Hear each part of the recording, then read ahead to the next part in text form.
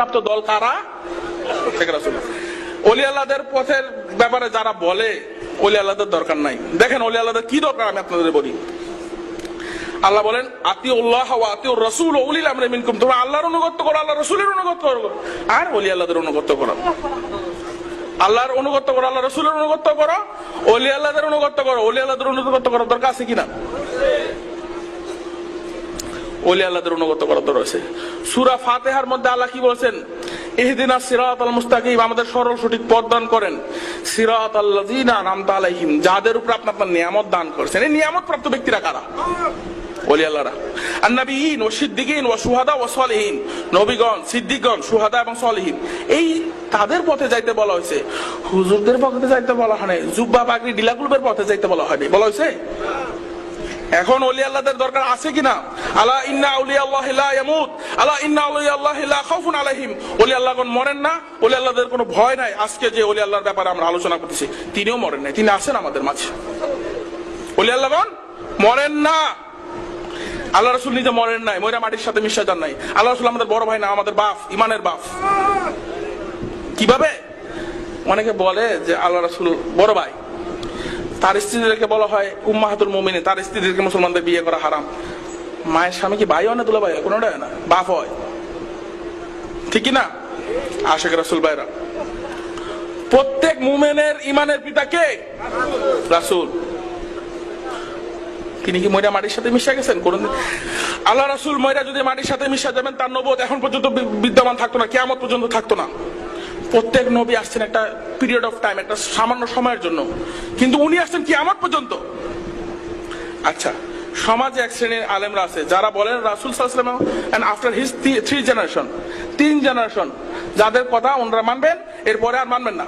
তারা কারা? সলফে সলিহিন, অর্থাৎ সাহাবায়ে কেরাম, তাবি, তাবে তাবি, উনাদের কথা মানবেন। এরপরে যদি নতুন কিছু হয়, এটা হবে বিদআত। সমাজের হুজুরদের ভাষা, according to their speech, this is bidat. What is after three generation, this is bidat. রাসূল এবং তারপরে সাহাবী এবং তাবে তাবি। এখন বলেন, আমি এবার হাদিস বলি। বিসমিল্লাহির রহমানির রহিম। ইন্নাল্লাহা আযজা ওয়া জাল্লা ইয়াবাসু ফি কুল্লি রাসি মিয়াতি সানাতিন মুজাদ্দিদান ইজাদ্দিদু দীনহু, নিশ্চয় আল্লাহ তাআলা প্রত্যেক শতাব্দীর প্রারম্ভভাবে এমন একজন মুজাদ্দিদকে প্রেরণ করেন তার ধর্মকে পুনর্জীবিত করার জন্য। এখন মুজাদ্দিদ এসে কি ঘাস কাটবে? ঘাস কাটবে? মুজাদ্দিদের কাজটা কি? ধর্মকে পুনর্জীবন করা, ধর্মের মধ্যে নতুন কিছু সৃষ্টি করলো, এটাই তো বিদআত। এমনকি তারা এমন ভাবে বলে যে ধর্মের মধ্যে নতুন কিছু যে বিদআত করবে সে বিদআতকারী, কুফুর এবং শিরিক এবং কবিরা গুনার চেয়ে মানে বেশি খারাপ। যারা আপনারা ওলি আল্লাহর হুকুম পালন করতেছেন তারা একজন জিনাকারী, তাদের ভাষায় একজন জিনাকারী এবং একজন খুনির চেয়ে খারাপ। আসলে কি তাই? এই ফিতনাটা সৃষ্টি করার মানে কি? এই ফিতনা সৃষ্টি করার মানে কি? আলা ইন্না আউলিয়া আল্লাহি লা খাউফুন আলাইহিম, আলা ইন্না আউলিয়া আল্লাহি লা ইয়ামুত। আল্লাহ বলেন ওলি আল্লাহদের কোনো ভয় নাই, ওলি আল্লাহদের কোনো, ওলি আল্লাহদের অনুসরণ, আতিউল্লাহ ওয়া আতিউর রাসূল উলিল আমরি মিনকুম, তোমরা আল্লাহর অনুসরণ করো, আল্লাহর রাসূলের অনুসরণ করো, ওলি আল্লাহর অনুসরণ করো।